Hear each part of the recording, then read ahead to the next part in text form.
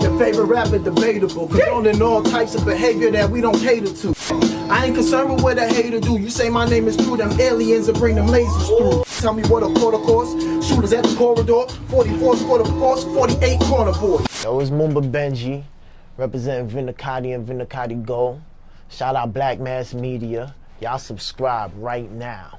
Welcome to Black Mass Media. This is Devin the Don here with Mumba Benji with Vindicati. How you doing today, Mumba? How you doing? I'm excited because this is part 2 of Mumba's interview where we finally get to have a deeper dive into what makes the man and how he got to where he is today. So we appreciate you coming out. I appreciate y'all having me. Absolutely. So, Mumba, let's get started.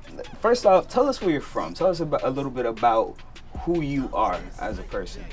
I was born in Brooklyn, New York. I was raised in Miami, Florida. And my background is Trinidadian. My parents are both from Trinidad. So, what kind of got you started on your whole music career? My whole music career, I always loved music. Music speaks to my soul. Somebody told me one day. So one day I was fishing with my father, and I was bored. I wanted to go home. I didn't want to fish no more. And I had a bunch of raps stuck in my head, and I just thought to myself, let me try to make my own song. So while I was there, because we were fishing for a couple hours, I just started writing my own song in my head. By the time I got home, I had 3 verses. And what made me really want to pursue it is in that verse, this is around when Misdemeanor Elliott dropped I Can't Stand the Rain. Yeah. And I think the first or second verse, she says, I sit on hills like Lorraine. And in my first verse, that's what I said. I say in one of my, I think I started off, I sit on hills like Lorraine to rhyme like Buster. And when I heard her say it, I it spoke to me, like I got that talent, because that's somebody on the TV saying the same thing that I thought of without even hearing it. So after that, I just never gave up and continued working on my music. That's great. You literally caught the soul. Yeah. It spoke to me, and ever since then I've just been a musician or artist, I would like to say. Right. And there's a difference between the two, obviously, because you're not just doing the music portion, you're also diving more into, working, I don't want to say for the community, but working to represent a message, something that a movement you guys are trying to do, right? Yes. The Vindicati movement. Yeah, the Vindicati movement, which represents being vindicated. And Vindicati stands for vindication. And vindication is basically being proven right through evidence. So that's what we stand for, being proven right through evidence and standing on our ground and representing who we are and what we stand for as Vindicati. All right. And who's part of your team? Who's part of my team? We got a lot of soldiers out there. Shout out to all my Vindicati soldiers and all my V's. We want to start with my brother El Santos Pierce, my other brother Vindicated Spec. He got a project coming out soon. Shout out Vindicated Spec. We got my brother Kels Catroni. He's part of the Vindicati movement. We got a lot of people. Shout out all my V's, my Vindicati Zoes, my V's in Northwest, my V's in Brooklyn, New York, my Vindicati Gold members, my VGs, my House of Vindicati members. Just shout out to all my V's. Right. All right. We got a movement coming. There's a lot more talent besides just what's sitting in front of you coming out of Vindicati. So y'all pay attention and look out for that.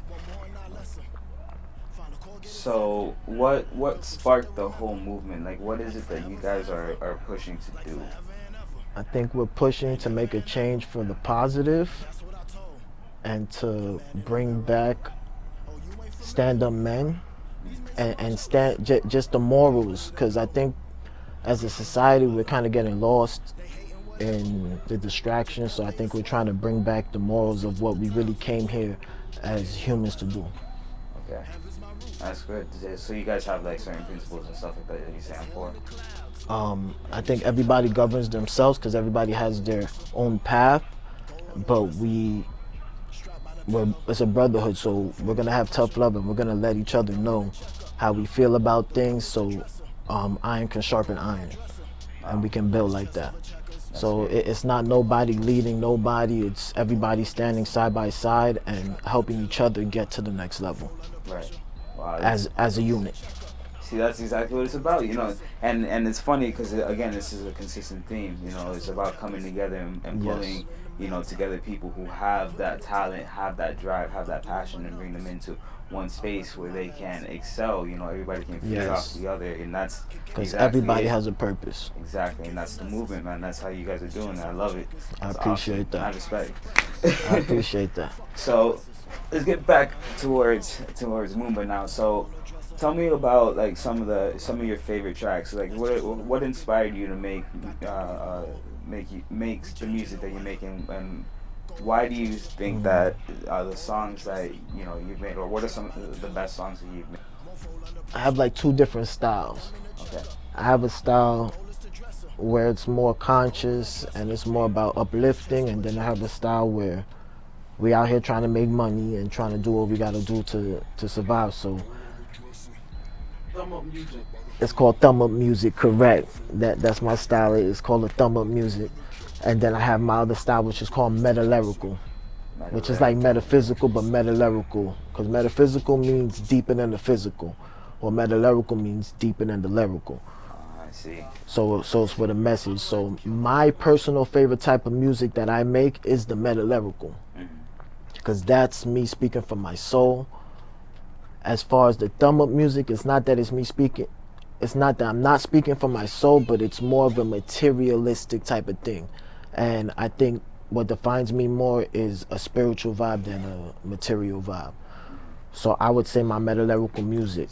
And from what I've released from that catalog will be something like Mumba Damas that I have on YouTube on Vindicati Gold, and a record that I had with a video on World Star called Get It, featuring Brother Polite. I don't know if you've heard of him. Shout out Brother Polite, shout out House of Consciousness. So that'll be my favorite, the meta-lyrical. But I haven't released what my favorite record is yet, which will be coming soon. I say 2018 in February, and it's called Designer Jeans. Oh wow, that's something to look forward to. You heard it here first, Black Mass Media. Facts. So, or that's crazy, and you touched on there a few times about your soul and your spirit, and I think that's something that people are like afraid to talk about. You know, like that's why I'm that's here. why, of course, we're going to talk about it right now. Yeah. That's So, why I'm here. how important is your spirituality in your music? Like really, I want to see how it kind of shines through your music. Like, explain how that works.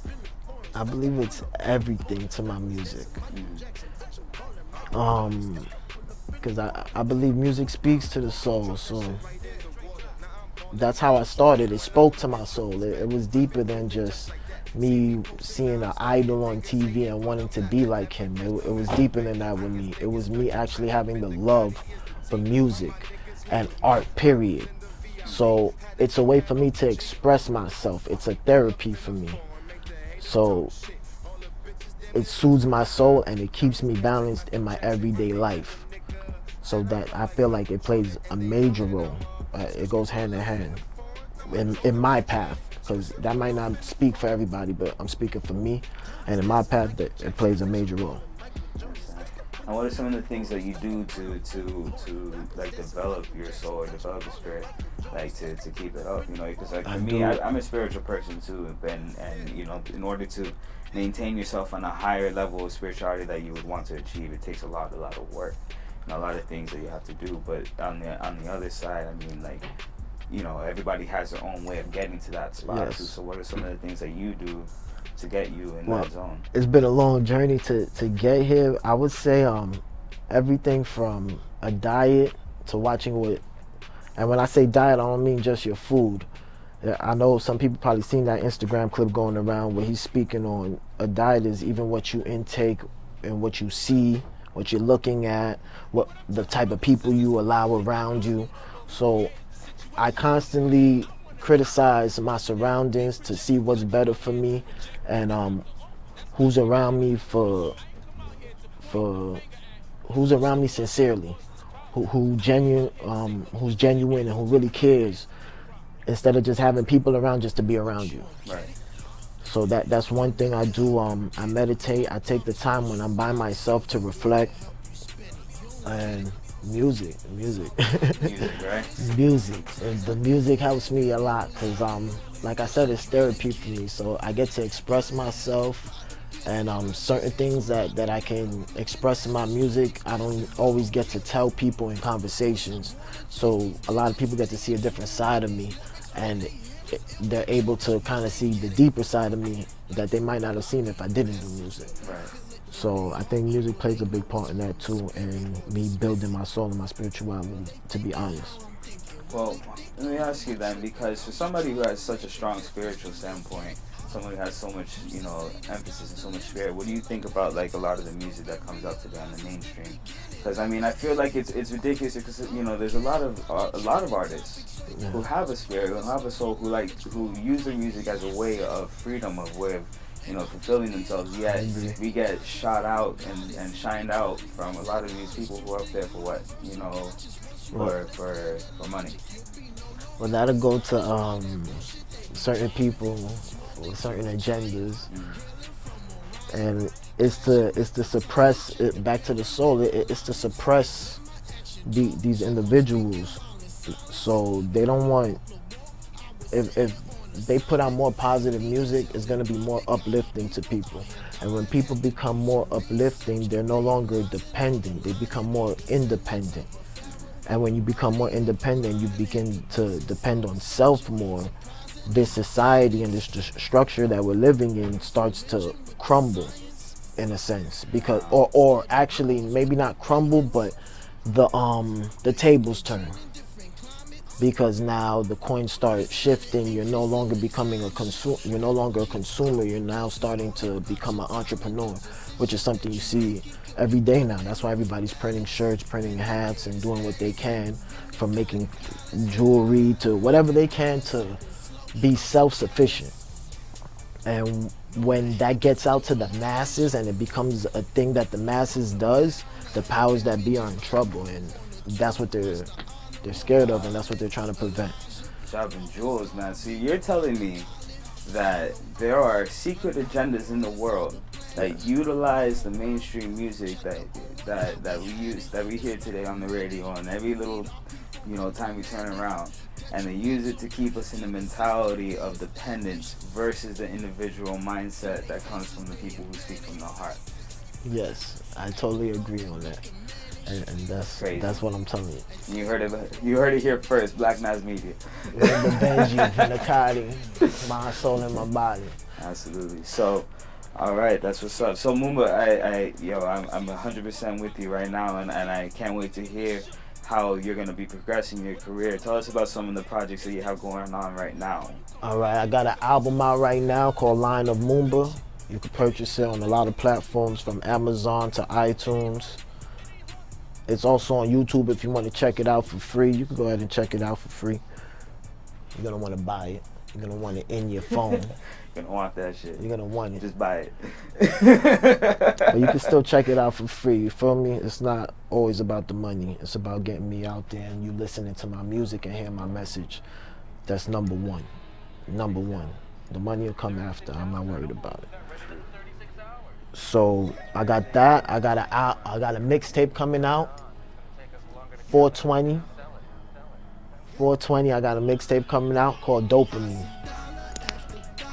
Dopamine on 420. Y'all go get that. It's gonna be in Dat Piff.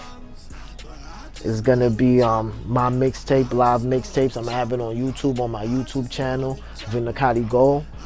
Y'all go get that.